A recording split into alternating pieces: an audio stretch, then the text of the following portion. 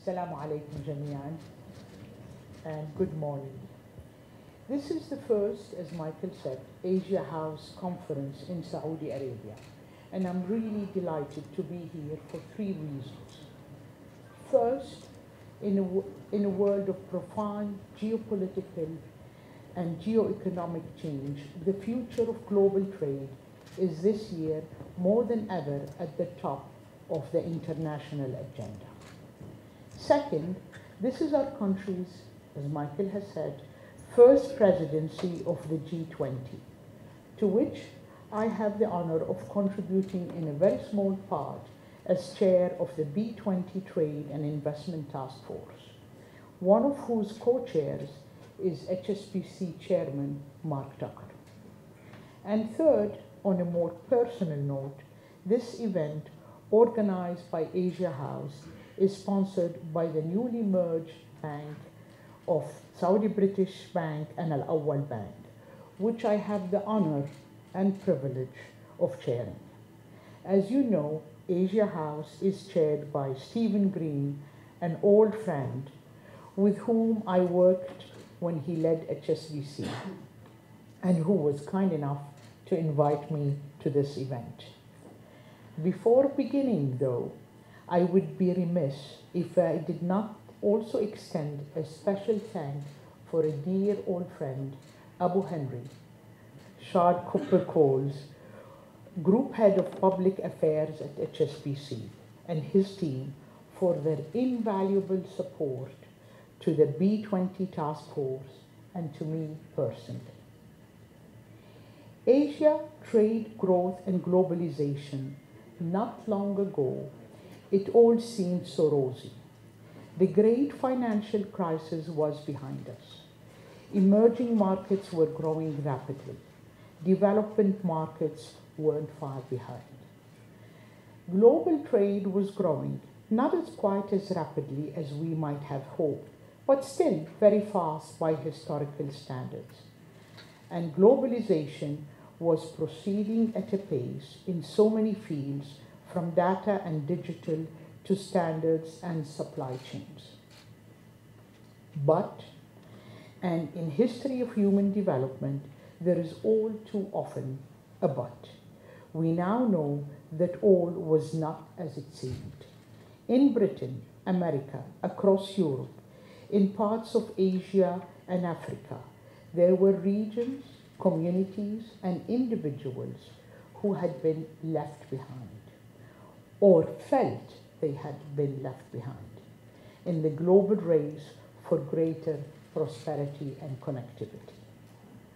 Across the continents, those whose politics tapped into this discontent or seemed to do so came to power.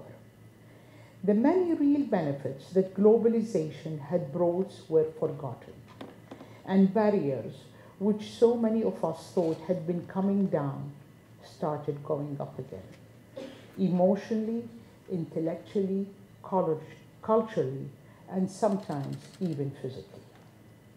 It is against this background of rising inequality and the emergence of the politics of nationalism that I want to speak of three aspects of global trade: the changes that are underway in how the world trades, the challenges faced by those engaged in global trade, and the priorities for action identified by the B20 Trade and Investment Task Force.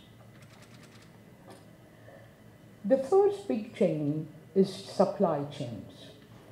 According to research by HSBC, McKinsey, and others, supply chains across the world are in rapid and profound transition. There are important differences between industries, sectors, and geographies. But it's clear that the world is moving away from the old linear supply chain model of Western know-how at one end and emerging market manufacturing at the other. Indeed, finished products and components that were once made in China are now made for China. Domestic demand is growing, and it's easier to meet that demand locally than through sprawling global supply chains hampered by political, economic, and regulatory barriers.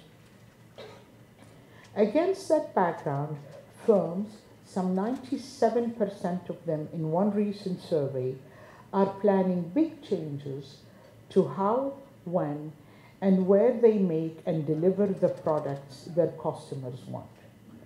They are looking to shorten and simplify their supply chains, make them faster and smarter, and more responsive to rapidly changing customer demand. New technologies, including artificial intelligence, 5G, cognitive data analytics, and 3D printing, will all bring further changes in the way firms plan, source, and make and deliver their products and services. Inevitably, all these changes mean that supply chains are fragmenting and regionalizing. Perhaps the greatest example of this is the way in which the growth and sophistication of China's economy is leading to a much more integrated system of trade within Asia, in which labor-intensive manufacturing of goods, but not services, moves to Vietnam or Cambodia, with the finished goods then exported back into China. The second big and related change is the global pivot towards emerging markets and to China in particular. By 2030, some 70% of the growth in global GDP will come from emerging markets. Given their long-term growth potential and the prospects for economic reform, whereas export growth for developed economy is expected to slow to 1.5% this year, in emerging economies it is expected to grow to 2.6. We have to wait here and see the effect of coronavirus, though, as Michael has said. China's export to the United States fell by nearly 15% last year, whereas the share, 20%, that went to India, Latin America, and ASEAN, excluding Singapore, overtook the share going to the US. Saudi Arabia experience is representative of these changes. China is now Saudi Arabia's largest trading partner, overtaking the United States. Bilateral trade between the Kingdom and China is growing at a 10-year compound average of 12%. Asia is Saudi Arabia's largest trading partner, powered by the export of Saudi oil to Asia's industrial powerhouses, but also by the bold model of economic and social reform set out in Vision 2030. One small example is Jolly Chic, a $1 billion valued Chinese startup which sells fashion and is primarily focused on Middle East markets, does the bulk of its business in Saudi Arabia. Last year, Jolly Chic signed a memorandum of understanding with Sajia, our host today, to assist in the development and growth of local e-commerce and ecosystem in Saudi Arabia. The move is part of Saudi Arabia Vision 2030, which aims to contribute to the development of a robust and diversified economic infrastructure. The third change affecting global trade is technological. The greater use of technology and cloud computing is a good example. Has the potential to transform the products and services that are offered to customers, enhance operational resilience, and increase economic growth.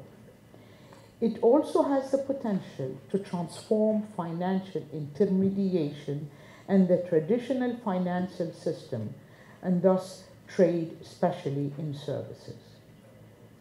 Trade finance, for example, is about to become smoother and more efficient as it adopts blockchain technology.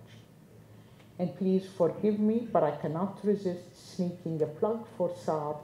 We were the very first bank here in the kingdom to use blockchain technology for a trade finance transaction.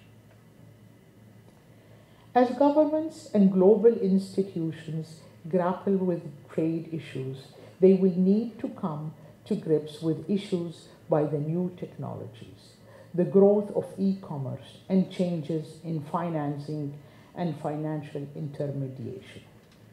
A good example of this is the fact that the US-Mexico-Canada agreement, which will replace NAFTA when ratified later this spring by the Canadian Parliament, includes chapters on e-commerce that restrict data localization. And governments around the world are struggling with whether, when, and how to tax e-commerce, digital taxation. That's, as Michael said, a very big discussion for the G20 this year. To grasp how much change is taking place, just look at the world's greatest e-commerce platform, Alibaba. At a recent conference in London, Alibaba explained to several hundred British companies, most of them small or medium enterprises, how they could leapfrog the logistical and bureaucratic obstacles in the way of exporting to China by placing their products and services on its e-commerce platforms. These are platforms which reach some 800 million consumers in China alone, with the average Alibaba customer visiting the site some 7 times a day for a total of 28 minutes. And now, what of the challenges affecting global trade? By far, the most important structural challenge affecting global trade is the rise in bilateral trade tensions, especially between the world's 2 largest economies, US and China. Sadly, this increase in tension, which also produces more friction and increased costs, applies not just only between US and China, but also to some of bilateral trading relationships between the US and India, for instance. And the trade tensions between Japan and South Korea are an interesting example of trade regulations being used as a political weapon. Hopefully, though, the upcoming discussions between post-Brexit Britain and the largest partner, the European Union, will not become another example of weaponization of trade regulations. Last year, we all watched the trade war between the US and China intensify. While a Phase 1 deal was eventually reached, most exports are still covered by some form of tariffs. These are in addition to the global steel and aluminum tariffs imposed by the US in the first half of 2018. We can be confident that China will match US action through all means at its disposal. The Phase 1 trade deal signed on the 15th of January this year is limited in scope and provides some tariff relief for China in exchange for increased agricultural purchases. But a wider trade deal seems unlikely given the differences of view that remain, particularly over technology. Meanwhile, the Chinese authorities have been taking welcome steps to liberalize tariffs with the rest of the world. All this had led firms to look to diversify their manufacturing operations. Vietnam and other ASEAN nations are the beneficiaries, given their low labor costs and favorable investment conditions. This could translate to further challenge to the Chinese economy in particular, as it aims to attract high-value manufacturing as a result. But there is a danger that in the future the US may target other countries, such as Vietnam, should trade imbalance widen, making planning for business even more difficult. Another major challenge to the future of global trade is ensuring its growth take into account sustainability. Sustainability featured in virtually every discussion related to trade and business at last month's meeting in Davos. And it will drive discussions at the G20 meetings here in the Kingdom, the biodiversity COP in China later this year, and the COP26 discussions in the UK in November. There is rising pressure on governments, on firms, and on individuals to ensure that economic activity moves us towards a lower and eventually net zero carbon future by 2050, if not earlier. Trade policy also has a vital part to play in supporting international environmental and labor standards and ensuring protection of natural resources such as forestry or fisheries, as well as tackling social concerns and ensuring respect for human rights and high labor standards. And trade policy should be used to promote sustainable public procurement, to remove barriers to investment in renewable energy, and to harmonize environmental standards. It should also be used to make supply chains sustainable. So against this backdrop of change and challenges facing global trade and those who seek to regulate it, what are our priorities for action? The work of the B20 Trade and Investment Task Force, which I chair, is at relatively early stage. But we see opportunities for improvement and are looking for action by G20 governments in 4 main areas. First, strengthening the system itself. We must leverage current pressures on open markets to strengthen the multilateral trade and investment system by reforming the World Trade Organization, WTO, expressing support for open markets and encouraging governments to support an open, modern and rule-based multilateral trading system benefiting global society. Second, turning the challenge of technology into opportunities.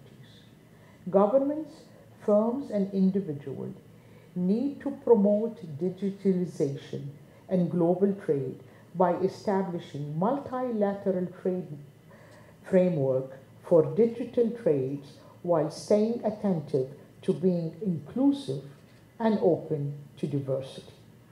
Attention should be given to supporting young companies and SMEs, and it will also be important to establish a system for regular standardized reporting on digital trade. Third, working better together.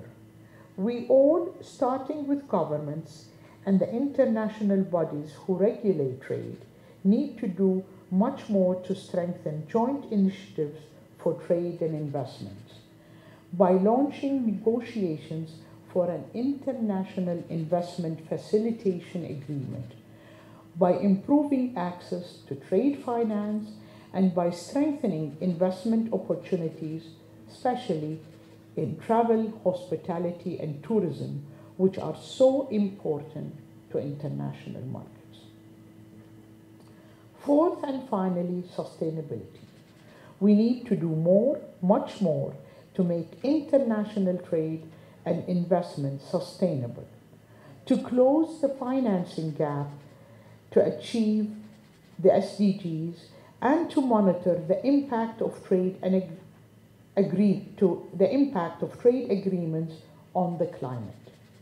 The WTO should, in close cooperation with the World Bank, stay attentive not to hamper economic diversification in emerging and developing economies when negotiating new and trade investment agreements. Ladies and gentlemen, as each of us at this conference today knows, we stand at a fork in the road in the future of global trade. Do we allow markets to continue to fragment and the frictions and the costs of cross-border trade to rise, with adverse consequence for the wealth of nations and well-being across the globe? I hope we all agree that this is not an option. But simply rejecting it intellectually as an option is not enough.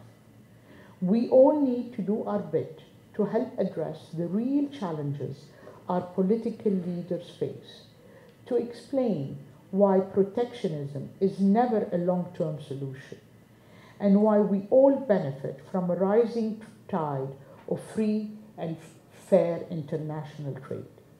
We need to seize the opportunities offered by technology and changing consumer choices, and exploit them for the benefit of our customers, our shareholders, and all our stakeholders.